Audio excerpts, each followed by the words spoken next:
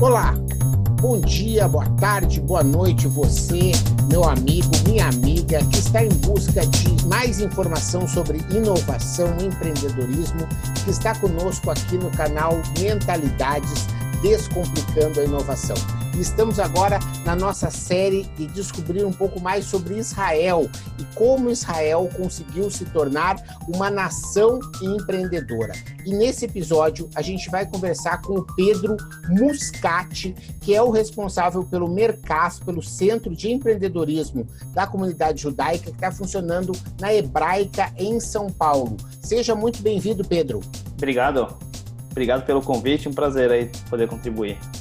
Que bacana. A gente está aí nessa viagem, são vários palestrantes, professores que fomos convidados pela Apollo e que, sob a batuta do Manuel da Experiencialize, vamos visitar aí uma série de empresas, de incubadoras, de atores do ecossistema de inovação de Israel para buscar inspiração e melhores práticas para trazermos para a sala de aula, para as empresas brasileiras. E esse programa, Pedro, faz parte dessa preparação, para a gente poder entender um pouco mais e ver se algumas coisas serão validadas, né, outras que talvez não sejam, talvez a gente descubra outras lá no meio do caminho, mas a ideia é conversar um pouco com você, algumas dessas primeiras impressões e expectativas, e ver quais que a gente pode estar alinhando para chegar lá. Eu gostaria que você comentasse um pouquinho da experiência que você tem em Israel, de ter trabalhado lá com o ecossistema de inovação de Israel. Legal. Bom, eu trabalhei em Israel em 2015, eu fui para lá com o propósito de realmente trabalhar dentro do Centro de Empreendedorismo em Tel Aviv, em Israel, que chama Startal, esse Centro de Empreendedorismo. Então lá eles têm vários produtos, um dos produtos que eles têm era o Tel Aviv Challenge, né, que eles chamavam startups do mundo inteiro para competir e assim conseguir tanto a parte financeira quanto parte para conseguir os mentores ajudarem essas startups.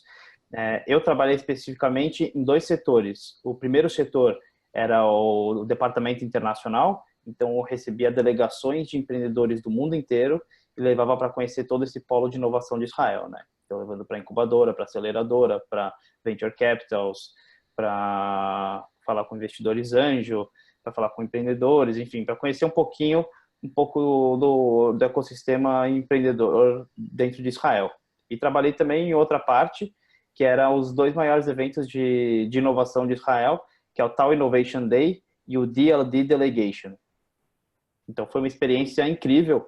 É claro que o choque da cultura é bem diferente, mas super enriquecedor e uma experiência incrível. Então, foi bem legal mesmo. Que legal. E a gente aqui no canal Mentalidades, né, a gente está buscando entender um pouco essa mentalidade. Você acha que existe uma mentalidade judaica de pensar e de ver os negócios? Tem dentro do sangue, na verdade, que eu gosto de falar que, na verdade, no sangue do judaísmo tem essa parte um pouco empreendedora, né? Até um pouco, talvez, pela parte do Holocausto que sofreu, quando chegou, precisava se virar de alguma maneira. Então, esse é o meu pensamento, meu ponto de vista, que eu acho que muitos desses judeus tiveram que abrir por uma necessidade alguma coisa, enfim, e se relacionar e ter essa, se não for o empreendedorismo, o intraempreendedorismo, né? Você querer inovar dentro de alguma empresa ou abrir o seu próprio negócio, né? E principalmente em Israel, acho que é mais ainda, até pelos fatores políticos e econômicos.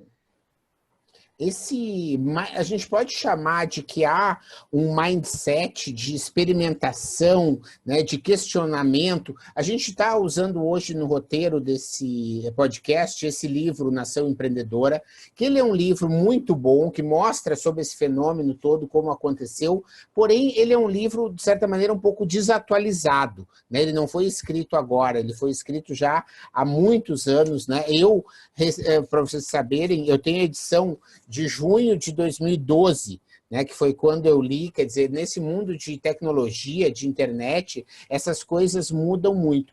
Mas você nota que, por exemplo, Ben Gurion, né, era um cara e foi um cara importante de semear essa semente, ficou até um pouco redundante, mas de trazer a semente ou de plantar a semente da união da ciência, da união da academia com os negócios e com as empresas. Quer dizer, isso acaba contaminando positivamente, de certa maneira, algumas questões desde o início da formação já do Estado de Israel, bem como você falou aí, já depois da Segunda Guerra. Você concorda que isso foi fundamental para forjar os resultados que hoje estão sendo colhidos?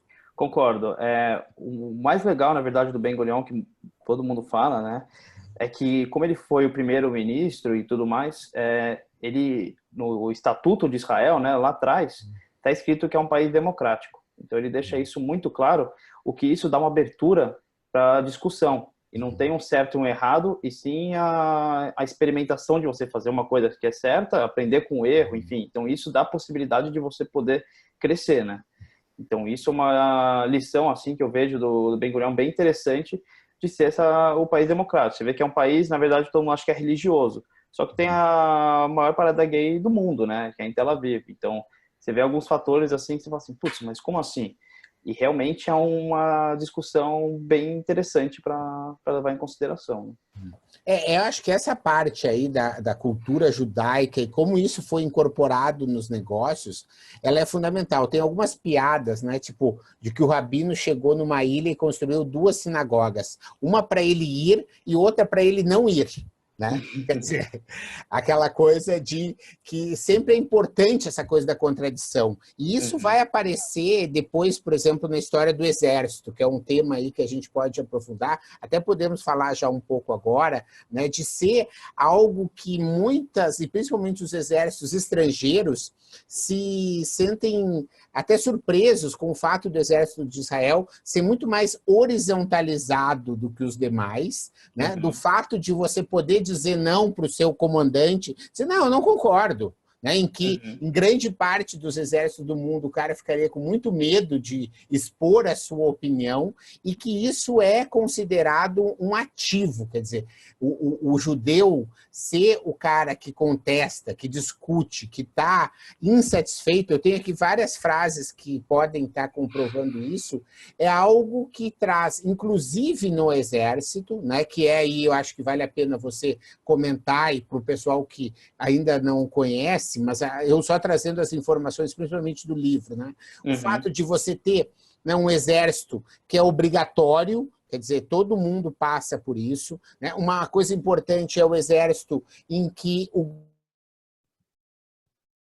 seleciona as pessoas e coloca nos pelotões, né? Então isso no livro tem uma frase importante que o cara diz assim, enquanto que nos Estados Unidos a gente torce que as melhores pessoas queiram servir o exército, né? Em Israel, não, a gente escolhe as melhores pessoas e já põe em alguns pelotões, em algumas tropas de elite, que vão receber um treinamento muito personalizado e que vão se tornar ótimos militares ou ótimos empreendedores. Né? Visto que grande parte desses empreendedores que hoje estão listados lá na Nasdaq, etc., etc., são frutos de tropas que foram feitas e forjadas de militares que trabalharam com inteligência, trabalharam com estratégia, trabalharam com solução de problema, com criatividade, multidisciplinaridade, quer dizer, uma série de questões aí que são importantes. Eu queria que você falasse um pouco como você acha que essa questão do exército acaba interferindo na cultura empreendedora. Legal. São alguns fatores, né? Primeiro que para entrar no exército, por exemplo, muita gente quer trabalhar com inteligência, por exemplo. Para entrar na inteligência, você tem que ser um cara extremamente capacitado. Primeiro, pelas suas competências e pelos riscos que você tem em trabalhar na inteligência, né? São detalhes que são muito, muito específicos e que pode ser trágico ou pode ser muito bom, dependendo do caso. Então, muita gente fala assim, putz, eu quero trabalhar na inteligência, só que não é bem simples, né? Então, muita gente acaba querendo ir para esse lado da inteligência, mas é super difícil, então acaba indo para outros setores. Mas tirando esse fato meio que institucional dentro do Exército, eu acredito que é diferente do Brasil, que na verdade não é imposto o Exército e uma obrigação. Lá todo mundo, como você falou, todo mundo é obrigado a fazer o Exército e quando sai, não vai trabalhar logo em seguida. Muitas das pessoas acabam indo viajar. Então, aí que nessa viagem ele acaba se descobrindo e vendo o que realmente interessa para ele, né? Então, sei lá, ele vai para a Ásia, viaja aqui para América do Sul ou vai para América do Norte, assim ele vai experimentando algumas coisas e aí sim ele toma uma decisão mais consciente do que ele quer fazer. Diferente daqui do Brasil, que com 18 anos você já tem que saber o que tem que fazer e muita gente depois acaba desistindo, né?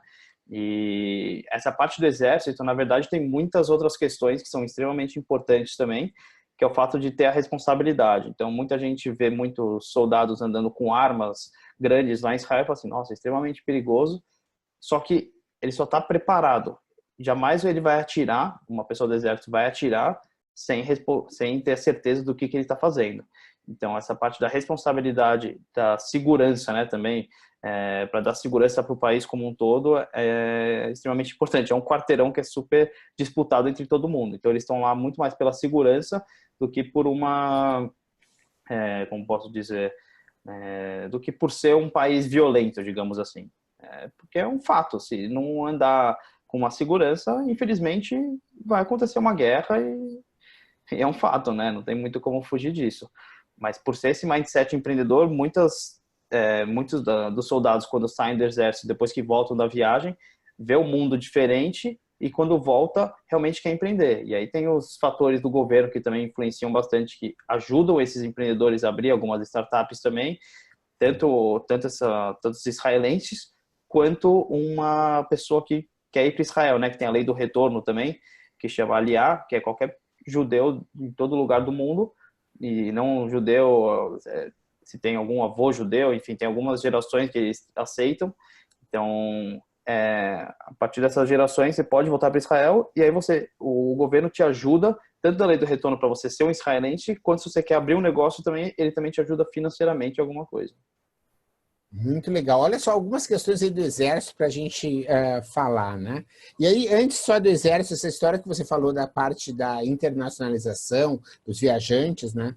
No livro diz o seguinte, que com 35 anos, em média, um israelense conhece 12 países. Uhum. 35 anos, né? Tanto é que outra parte do livro que eu gosto é que o cara, donos de hostéis, tipo na China, no Peru e coisa assim, tem uma visão de que Israel é um país imenso, né? Porque não para de chegar turista israelense, sabe? E assim, né? É um povo que viaja muito, quer dizer, que tem essa coisa de ser andarilho e que isso depois a gente pode comentar um pouco, tem a ver com a história da internacionalização das empresas, quer dizer, não tem mercado interno, mas vamos ficar nessa história dos exércitos. Olha só, destacar alguma coisa que eu acho legal aqui, é o seguinte, ó.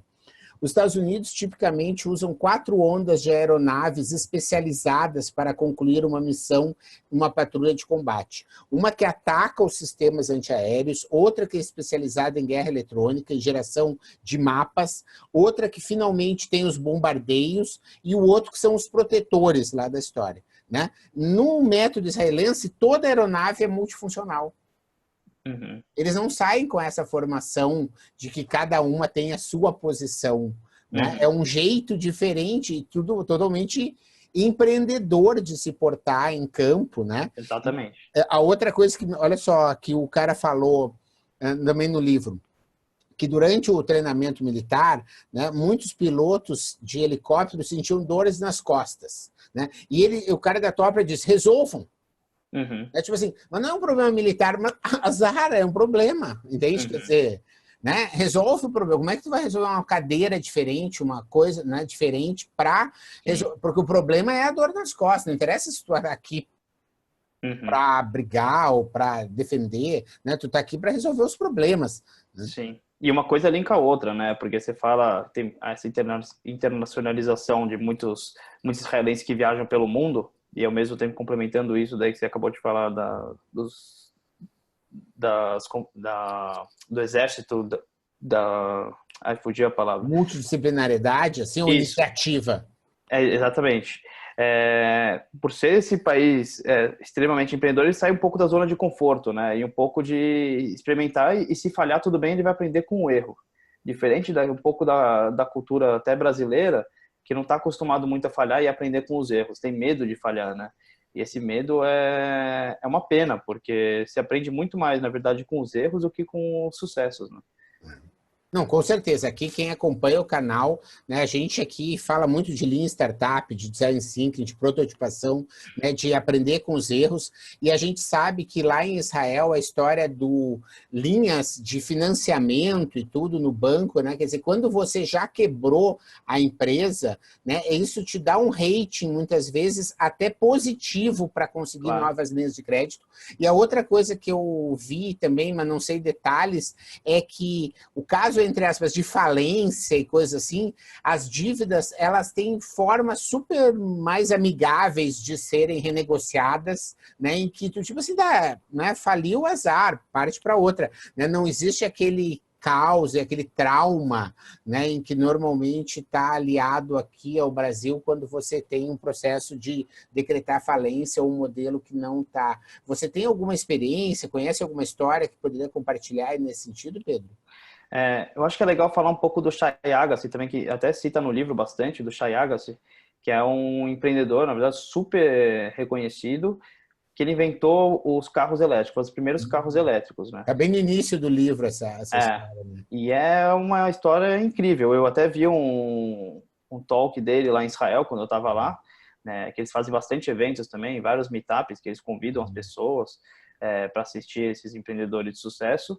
E ele fala com maior, não orgulho, né, mas seja até é um orgulho dele falar que fracassou. E hoje você vai ver a Tesla, né, várias empresas gigantes aí que estão com os carros elétricos, só foi uma questão de timing. Então dá para aprender bastante. Tenho certeza que ele aprendeu muito com isso, de ver a questão do timing, de quando realmente é a hora de empreender ou não. Mas só foi por detalhe, na verdade, que acho que não deu certo, né?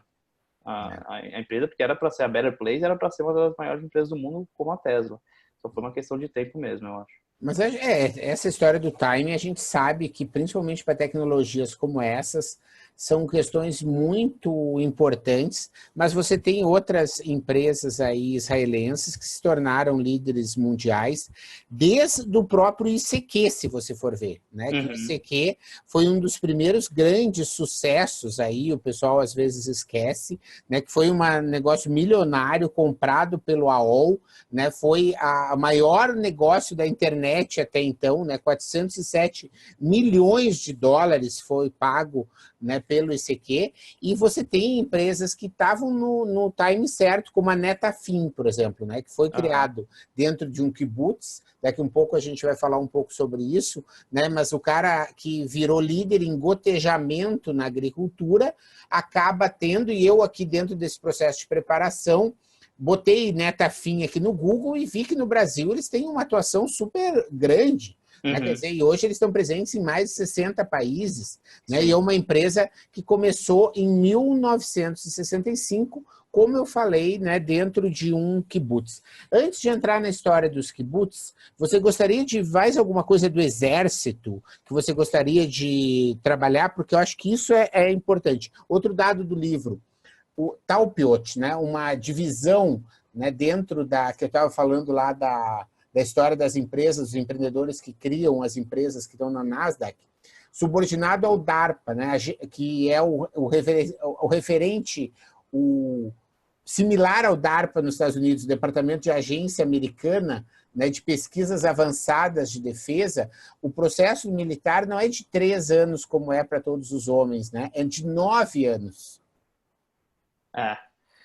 Porque na verdade você fica atuando, você fica como reservista, né? Então você atua os 3 anos e depois você fica como reservista para, se acontecer alguma coisa, você é chamado para um mini treinamento para estar apto a ajudar o país de novo, né? Então o sionismo é muito forte.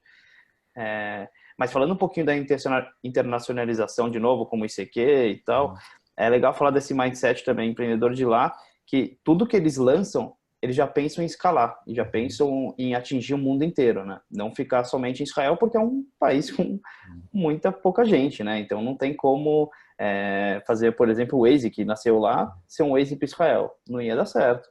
Então, o Uri Levine já pensa que é o fundador, já pensa no Waze como uma forma de atingir o mundo inteiro, que é um problema global essa parte do trânsito. Ele encontrou uma dor muito forte no mundo inteiro e falou, bom, vou ajudar as pessoas nessa parte e depois vou monetizar.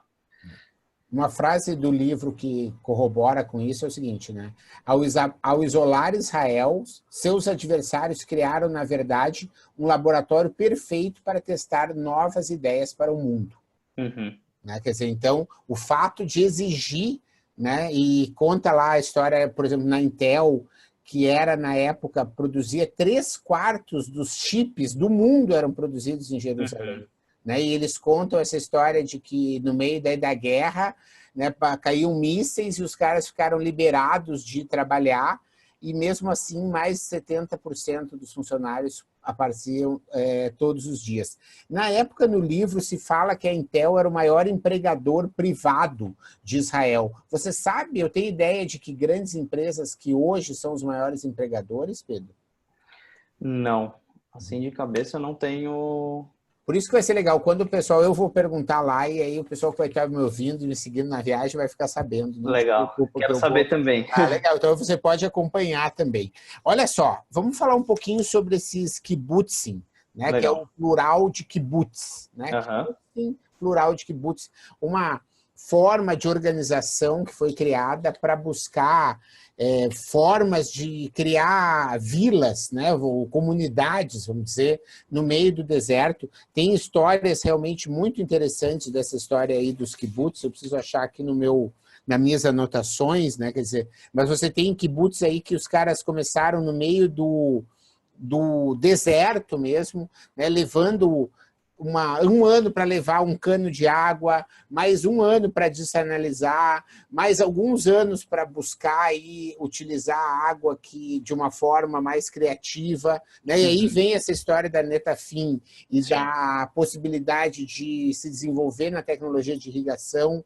Quer dizer, então, a gente tem kibbutz que foram feitos para isso. Tem uma história interessante de indústria de armas criada de forma subterrânea e clandestina embaixo de kibbutz, embaixo de lavanderia, né? Porque como existiam acordos internacionais que impediam que Israel comprasse tecnologia de guerra, né, eles precisavam desenvolver coisas de defesa e se utilizava também desses kibbutz, né, para isso, que viraram laboratórios de ciência e tecnologia, na verdade. Sim. Né?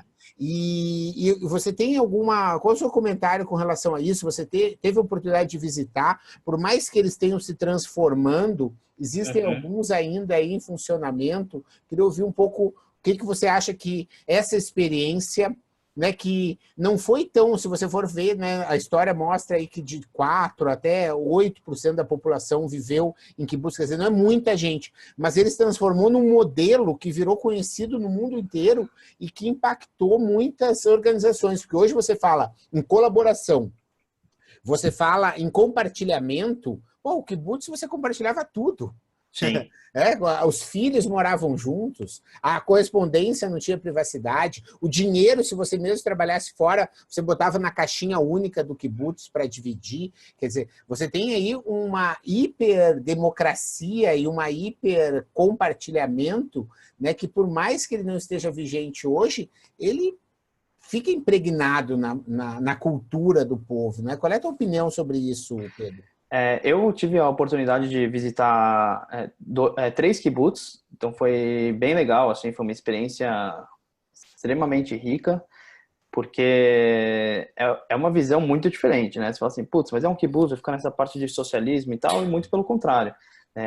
O kibbutz Hatzerim, né, que é onde fica, onde dentro do kibbutz Hatzerim fica a Netafim mesmo, você vê como eles são organizados, é incrível, assim. Então, tem um refeitório compartilhado entre todo mundo. Então, sempre tem lá as 3 refeições. Você pode comer lá no kibbutz, ou você pode no refeitório, ou você pode comer na sua casa. E são todas as casas iguais, então não tem essa desigualdade muito forte que a gente vê, por exemplo, em São Paulo. Então, prédios gigantescos, prédios menores, casas gigantes, casas menores. Todas as casas são iguais. É importante falar também que no Hatzerim é muito legal que quando os jovens chegam numa maioridade, eles têm que sair da casa dos pais, então eles vivem com os outros jovens para pegar essa parte também de ser independente, né, dos pais. Então isso é incrível, porque se vê o desenvolvimento do jovem lá é muito diferente daqui, por exemplo, né? Então, sei lá, você pega lá com acho que 16 anos, eles já estão saindo da casa dos pais e morando dentro do kibbutz, mas morando só com jovem. Então você vê essa parte de ser independente é fundamental, né, para qualquer ser humano. Então você não precisar ficar dependendo de alguém, já começa daí também um pouco dessa parte do empreendedor, né? De precisar se virar, de precisar ir atrás, de correr atrás. Então, e fora também, dentro do Hatzerim, a política lá, você pode trabalhar também em outros lugares, você não precisa trabalhar necessariamente dentro do kibbutz, como dentro da fábrica, por exemplo, dentro do Hatzerim, falando da Netafim. Você pode trabalhar dentro da Netafim, mas você pode também estar trabalhando fora do kibbutz. E você trabalhando fora do kibbutz, o dinheiro que vem, se você ganhar mais, enfim, esse dinheiro vai pro kibbutz, é dividido igualmente entre todos, para que todos tenham um salário digno e consigam sobreviver. E lembrando que, putz, sei lá, assim, mas eu vou ganhar mais do que um cara que trabalha dentro da fábrica. Não, na verdade você vai ganhar igual a todo mundo. Você vai precisar de um carro, você vai falar no kibbutz, putz, eu preciso de um carro para levar meu filho para a escola toda segunda, terça e quarta, sei lá. Vai ter um carro separado para você levar seu filho toda segunda, terça e quarta. Eu tenho uma família que mora no Brasil. Eu, uma vez por ano, tenho um dinheiro reservado para você visitar sua família. Enfim, eles são bem organizados em relação a isso. É bem legal ver isso daí. E tem outros kibbutz, infelizmente, muitos dos kibbutz pararam de operar, né? Até por essa forma do capitalismo crescer exponencialmente. Mas muitos não, mas alguns, poucos que sobrevivem é bem legal. Você vê esse da Netafim é um caso de sucesso incrível. Aproveitando, eu tenho até um livro aqui que eu gostaria até de indicar para vocês. Por favor. Chama-se...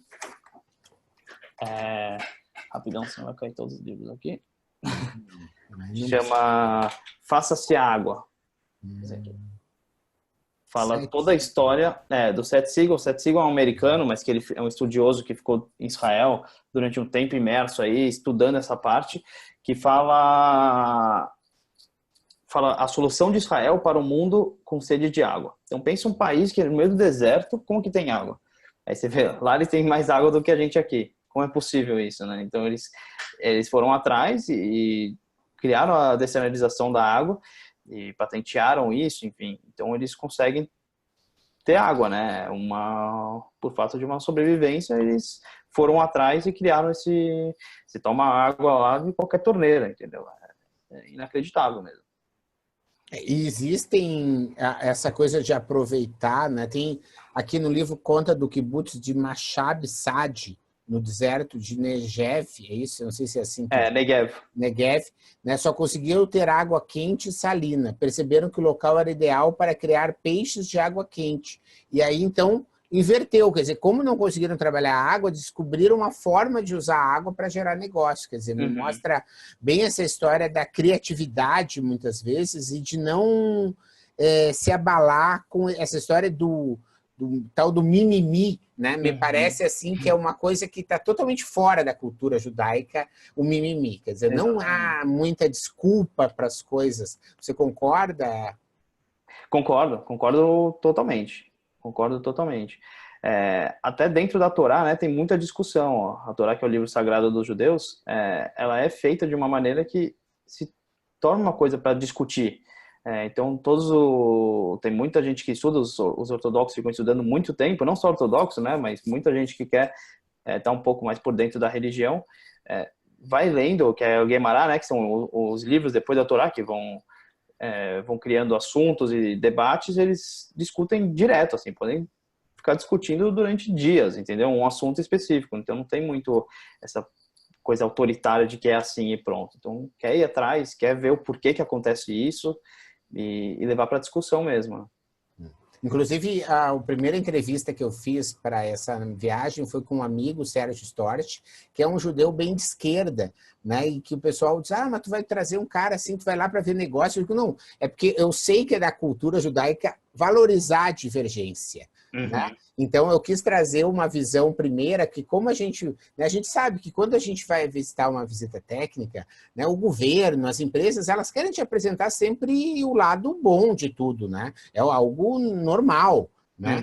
Então, assim, eu resolvi iniciar com uma visão um pouco mais divergente, né, de um judeu que defende, enfim, etc., mas que tem uma visão dele que não é alinhada, por exemplo, ao governo atual hoje de Israel, né, para conseguir mostrar que existe essa visão, né? Não estamos falando de um bloco homogêneo de pessoas que todo mundo pensa igual, né? Muito pelo contrário, né, Pedro? Sim, não, se for falar politicamente, tem muita coisa para arrumar Israel.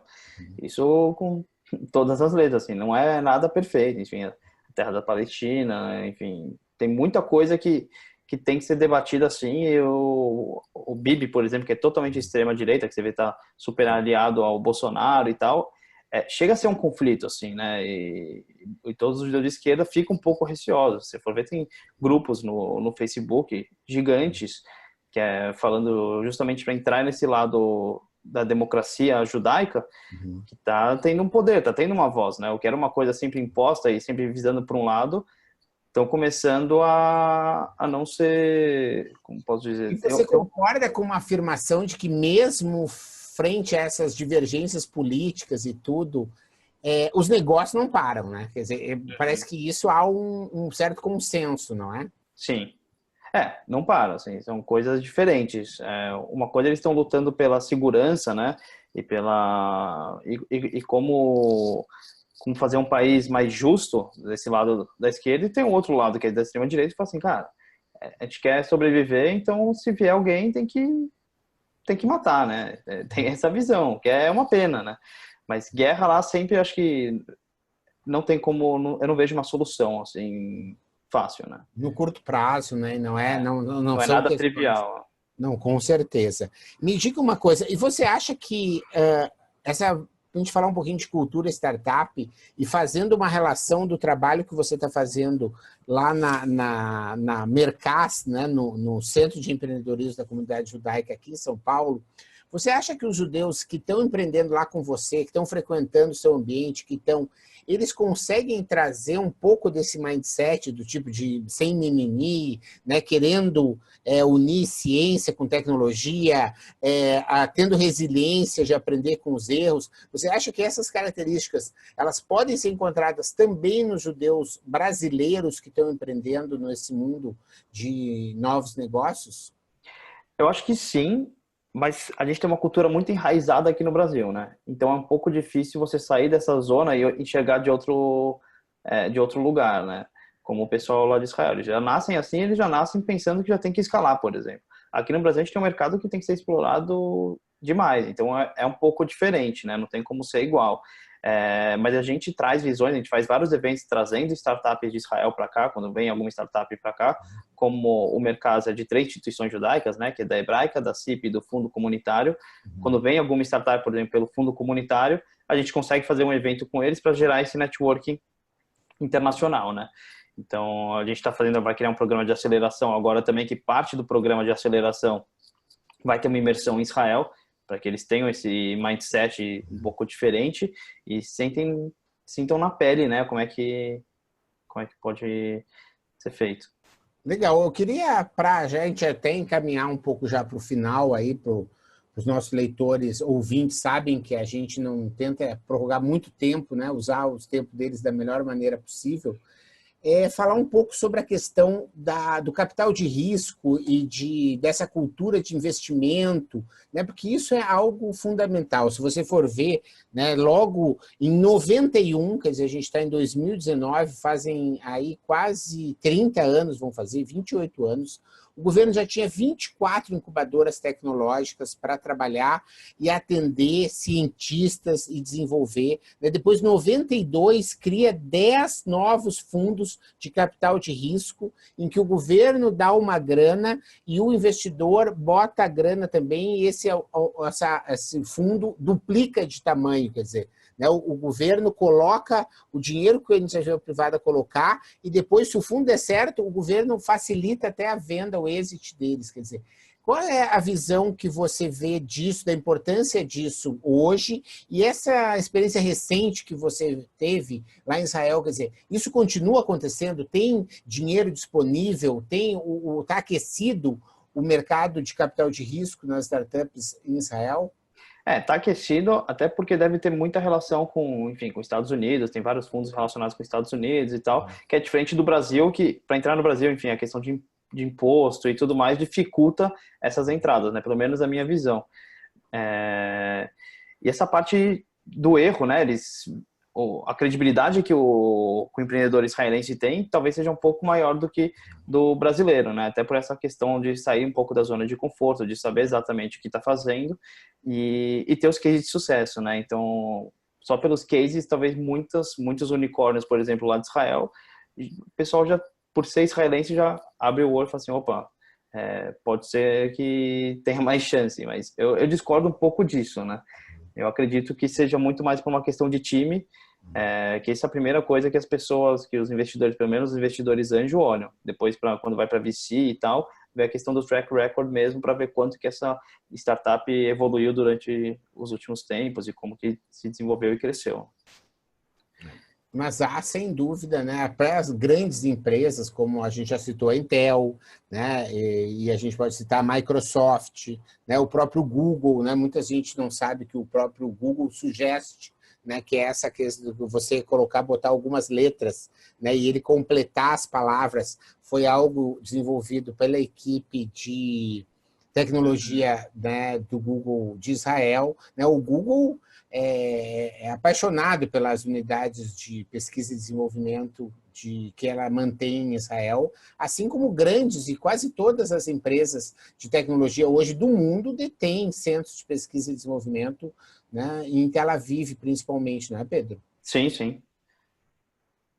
Você vê outros cases de sucesso, né, como eu mencionei anteriormente, tipo o Waze, o Wix, por exemplo, são iniciativas que deram início a um novo negócio, né, uma nova visão, que internacionalizou muito rápido e com um case de sucesso absurdo. Até Mobileye também, por exemplo, que é um caso extremamente legal, que foi o maior exit, na verdade, de Israel, que, se não me engano, foram 13 bi, eu posso estar enganado, mas depois, né, eu checo essa informação. Mas a Mobileye é um caso extremamente importante, né, que é a questão dos carros autônomos, que consegue... um carro, por exemplo, que está aqui numa velocidade altíssima, não consegue bater no carro da frente por sensores israelenses. Tem a PillCell, se eu não me engano, que é uma pílula que você escaneia seu corpo, então endoscopia não precisa, você simplesmente pega uma pílula, toma como se fosse um remédio, ele escaneia seu corpo inteiro, depois seu médico vê o que você tem de acordo com essa pílula, né? Então são vários, são infinitos, tomate cereja, o pendrive, né? Nasceu lá, o USB, então... O tomate cereja é uma invenção israelense? É verdade? É. É? Falar, putz, o tomate é muito grande, vamos fazer um negócio menor. Aí foi lá e inventou o tomate cereja. O pendrive também, né? O pendrive nasceu lá. Eu conheço porque eu faço parte de um grupo de pesquisadores ligados à Unesco, né? E tem uma professora lá que faz parte do grupo, inclusive a gente vai encontrá-la durante a viagem. Legal. Ela trouxe o Saio, que eu conheci lá, que é um espectrômetro de bolso, que é incrível, foi feito em Israel. Que você... É tipo um chaveiro, do tamanho de um chaveiro, mas você bota, por exemplo, no supermercado, você mostra para uma melancia, ele mostra o grau de doçura que a melancia tem, sabe? Não. Ele é incrível. Você bota na roupa, ele mostra... Porque ele tem várias aplicações, ele vai depender do que você quiser. Na roupa, ele pode mostrar se o tecido é sintético ou não. Na nota, ele pode mostrar se uma nota é falsa ou não. Numa pedra preciosa, ele pode mostrar. Ele mostra um monte de coisa, ele mostra calorias de uma comida. É incrível, é SCIO, SCIO, né? É uma tecnologia também israelense que eu conheci lá no NetExpo. E é uma das coisas, né? Tem toda a parte aí de defesa, né? Não, de tudo, não só militar, mas de defesa cibernética, quer dizer, você tem vários dos antivírus aí, dos mais famosos do mundo, né? Todos baseados em Israel. Uhum. Né? A questão da agricultura, que a gente já falou, né? De várias maneiras, não só da irrigação. E aí eu acho que fica uma lição aí desses mercados que eles acabam escolhendo e atuando de uma forma bastante intensiva, né? Como é o caso da segurança, como é o caso do agribusiness, né? Como é o caso hoje da mobilidade urbana, né? Como você falou no caso aí do Waze. Então, isso fica aí como lição na questão do capital de risco. Falamos aí dos kibbutzim, ou seja, dessas organizações coletivas, hipercoletivas. Falamos da história do exército, da disciplina, né, do respeito, ao mesmo tempo da liberdade, da horizontalidade dentro do Exército. Né? Falamos sobre esse mindset de experimentação, de questionamento, de realização, né, de poder fazer, e esse mindset também de globalização, de saber que é uma população que sempre foi de pessoas que estiveram espalhadas pelo mundo, né, que agora tem a condição de construir um estado próprio, um local aí mas que o pessoal continua tem essa motivação de descobrir o mundo, de entender o mundo, né? E acho que você trouxe uma contribuição importante, que é isso acontecer às vezes depois do Exército, daí descobrir, né, o que vai se fazer da vida e não querer antecipar esse tipo de escolha, né? E acho que esses são os pontos que a gente conseguiu botar como expectativas para a nossa visita, e queria ver se você quer acrescentar mais algum. Não, acho que é isso. Acho que deu para falar bastante coisa. Tem que ir mesmo para ver como é que é, né? É de fato esse movimento, né? Esse ecossistema é incrível. Você vê um país minúsculo, né? Tamanho de Sergipe, né? E com esse potencial incrível é bem legal. Vai ser muito legal, vai ser muito bacana. Obrigado você por dedicar o seu tempo. O pessoal que quiser conhecer a Mercaz, pode ir lá visitar. Como é que a coisa... Pode. Não, só entrar em contato comigo. O e-mail é pedro@mercaz. Mercaz é merkaz.com.br. Pode mandar um e-mail, a gente marca um café e combina de conhecer lá, sem problema. Legal. E da mesma maneira, aqui no canal, né, na SPM, lá nos protagonistas, né, nas publicações, eu não sei se você sabe, mas eu tenho um livro chamado Trem, que várias incubadoras e aceleradoras do Brasil usam, que é a trilha de referência para o empreendedor. Ah, legal. Serve para que o cara chega lá e diz, tem um negócio, onde que tá? Você pode olhar lá no Trem e você dizer, tá, tu ainda não validou, ou tu tá como hipótese, ou tu não sei o quê, porque ele é uma régua, né, uma trilha de referência, ele é Creative Commons, né, eu vou deixar uns exemplares depois para você utilizar lá no Mercaz, e você pode me chamar também para dar palestra, mentoria, lá, o que você quiser. Com certeza. Se eu puder ajudar, o pessoal que me ouve aqui, que me segue, sabe, né, que eu estou nessa causa aí há muitos anos, né, trabalhando sempre prol do empreendedorismo, porque a gente acredita, né, nesse grupo a gente tem isso em comum, né? Quase todo mundo, vou dizer, ali nós somos 20, e agora o grupo, desde aquele dia, a gente conversou com o Pedro na semana passada, e a gente tirou umas fotos, né, e saiu nos nossos Facebook que nós íamos tudo. E assim, um monte de gente que é autor, que é escritor, que as pessoas... Cara, disse que foi um tal de gente que queria... eu quero ir junto, eu quero ir junto, eu quero ir junto. Deu um puta trabalho aí pro pessoal da organização, porque a gente, infelizmente, né, eu que organizo também missões, você não consegue chegar num lugar com um grupo de 40 pessoas, sabe? Tipo, não dá, não tem restaurante, não tem ônibus, não tem... Né? Quer dizer, o grupo é realmente pequeno, mas foram... 2 vagas a mais foram abertas, e a gente, então, tem em comum, né, esse compromisso com o desenvolvimento do Brasil através da inovação, através do empreendedorismo. Quer dizer, a gente vai lá, claro que eu tenho um sonho de conhecer a Terra Santa, etc., mas a gente vai realmente com o intuito de aprender, né, de ter insights que possam ser aplicados de uma maneira prática aqui no ecossistema brasileiro, né, e para que a gente possa superar as nossas dificuldades através do trabalho, da inovação, da geração de valor e da geração de riqueza e oportunidade para todo mundo, que é isso que a gente acredita. Legal, é isso aí. A gente faz missões também, a gente está organizando, ver se a gente consegue sair com uma missão em maio ou junho. A gente está organizando, então as pessoas podem acompanhar também a gente, que a gente vai postar lá nas redes sociais e tudo mais, dá para acompanhar. Mas é legal. Obrigado, Pedro. Aí deixa aí seu comentário se você curtiu esse vídeo, se você curtiu o áudio, né? Porque nessa interação que às vezes você comenta, aparece alguém que tem a ver, e ali estão grandes oportunidades. No livro acontece, por várias vezes aparece isso, né? O cara estava no avião, falou com uma pessoa que estava indo para Israel, se conheceram, criaram um fundo de investimento. Né? E às vezes é um comentário que você bota numa rede social, um compartilhamento que você faz num podcast como esse, que você cria uma conexão com outra pessoa e você pode estar, né, fazendo aí a oportunidade, aquela que você estava esperando, pode estar aí na sua mão, basta você ter a iniciativa de interagir, de participar, porque é disso que a vida é feita. Obrigado mais uma vez, Pedro. E obrigado eu. Vamos nos acompanhando na viagem a Israel. Obrigado você que nos ouviu e teve a paciência até aí. Valeu, até a próxima.